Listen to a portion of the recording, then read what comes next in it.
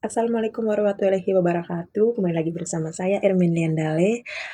Pada kesempatan kali ini kita akan membahas tentang teori kognisi tersituasikan. Kira-kira seperti apa teori kognisi yang tersituasikan itu? Ayo kita bahas bersama-sama. Nah, yang pertama kita bahas dari proses kognisi tersituasikan itu atau situate cognition. Nah, pada teori ini itu beranggap bahwa pengetahuan itu tidak bisa dipisahkan dari aktivitas, konteks, dan budaya dimanapun pengetahuan itu kita pelajari ya, untuk kita dipelajari. Nah, jadi dia itu bukan sekedar teori saja, namun belajar eh, melalui proses, bukan hanya prosesnya itu mengunduh data ke otak, tapi dia melainkan melalui proses interaktif antara satu dengan yang lainnya. Nah, jadi konteksnya itu adalah sebagai kunci utama. Contohnya sama seperti kita nih belajar bahasa. Kita kan lebih cepat belajar bahasa itu lebih cepat lancar itu ketika berada di negaranya langsung. Nah, kondisi tersituasikan itu memandang bahwa berpikir dan memahami sesuatu itu sangat bergantung pada situasi atau sosialnya kita, ya situasi fisik atau sosialnya kita. Jadi tergantung interaksinya kita terhadap sesuatu begitu. Itu secara konteksnya. Jadi konteks itu sebagai kunci utama dari proses kondisi tersituasikan itu. Yang ketiga ada aktivitas otentiknya. Nah, dalam aktivitas ini, di mana pengetahuan itu dikembangkan melalui pengalaman secara nyata, ya, secara langsung atau nyata, benar-benar terjadi, ya. Dia bukan hanya sekedar stimulasi abstrak, ya, yang berada di dalam buku ataupun teks saja, tetapi dia harus melalui pengalaman nyata dari individu tertentu. Nah, itu secara singkat proses kognisi tersituasikan. Nah, kita melaju ke karakteristik magang sebagai partisipasi periferal yang sah. Uh, jadi konsep ini tuh diperkenalkan pertama kali oleh Lave dan Wenger. Mereka menjelaskan bahwa bagaimana pemula itu bisa menjadi ahli dalam sebuah komunitas praktik. Nah, jadi dalam legitimasinya atau sah, ya dalam prosesnya ini di mana meskipun masih pemula, jadi pembelajaran diakui sebagai anggota potensial dari komunitas tersebut. Contohnya kita bekerja di restoran, ya. Walaupun kita masih pemula tapi sudah diakui oleh orang restoran tersebut. Nah, itu dalam segi legitimasi sah. Jadi prosesnya seperti itu. Nah, pada proses yang kedua ada periferal atau pinggiran. Nah, di sini pembelajaran itu mulai dari tugas-tugas yang berisiko rendah dan sederhana di pinggiran aktivitas utamanya. Jadi dalam periferal ini seperti contohnya di restoran tadi bahwa kita tidak mungkin langsung mengerjakan yang sangat sulit, tetapi kita diberi pekerjaan yang sederhana, misalnya ini cuci piring. Jadi itu beresikonya sangat sederhana ya, atau sangat rendah di mana cuci piring itu kan ada aktivitas yang diketahui oleh semua orang. Nah, itu dalam tahap kedua sebagai yang pertama tadi kan legitimasi atau sah, yang kedua ada periferal atau pinggiran. Nah, yang ketiga partisipasinya.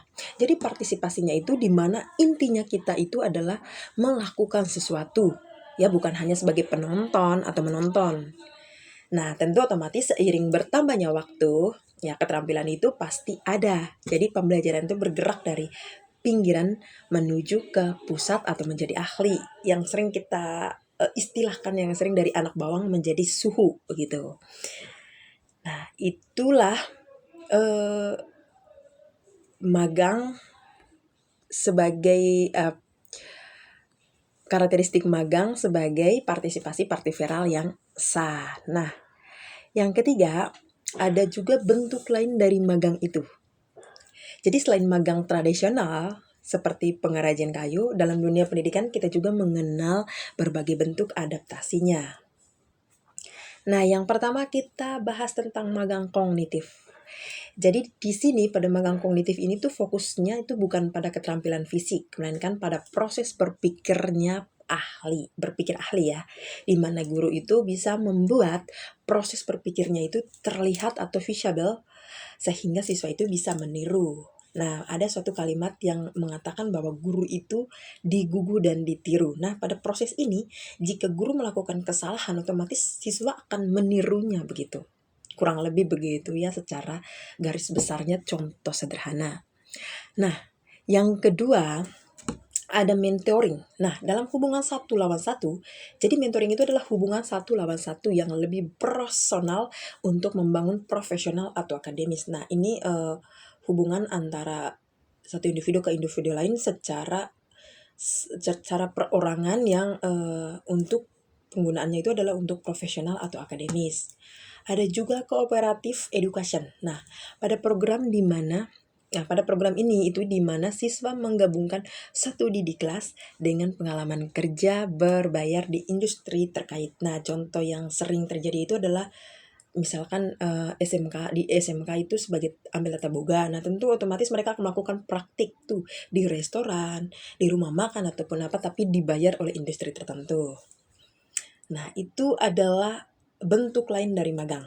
Oke, kita beralih yang terakhir yaitu tentang implikasinya dalam pembelajaran di kelas. Nah, jadi guru kalau jika menerapkan teori kognisi tersituasikan ini, maka situasi kelasnya akan berubah drastis ya. Yang pertama yaitu kita bisa melakukan pembelajaran berbasis masalah atau sering disebut sebagai PBL, di mana siswa itu diberikan masalah dunia nyata yang kompleks, yang bukan soal pilihan ganda yang steril saja, tetapi melalui misalkan studi itu mencari masalah, terus mencari sebab akibat, dampaknya, terus bisa dirangkum secara solusinya dari siswa tersebut. Nah, keunggulannya itu bisa membuat siswa itu bisa berpikir secara kritis.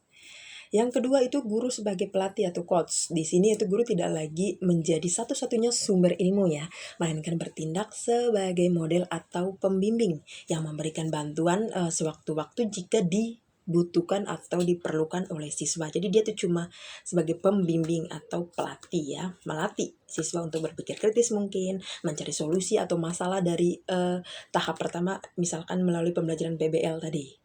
Nah, yang ketiga konteks yang kaya, di mana materi pembelajaran dikaitkan dengan aplikasi yang sangat praktis. Nah, contohnya saat belajar matematika itu harus butuhkan konteks yang kaya ya, misalnya melalui stimulus, mengelola toko atau merancang bangunan itu sangat membantu siswa untuk berpikir atau merasakan langsung begitu.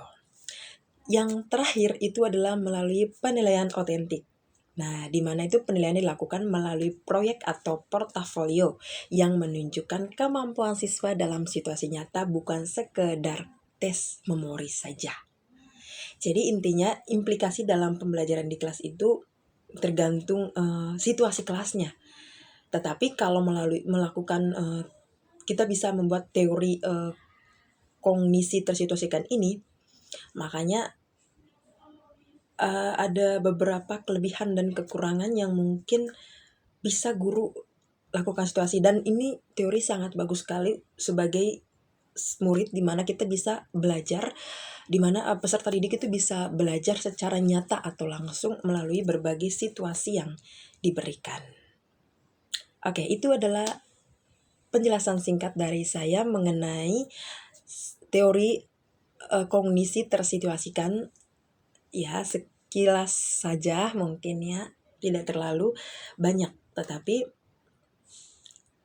semoga ilmu yang saya bagikan juga ini semoga apa yang saya jelaskan ini juga bermanfaat buat kita semua. Terima kasih.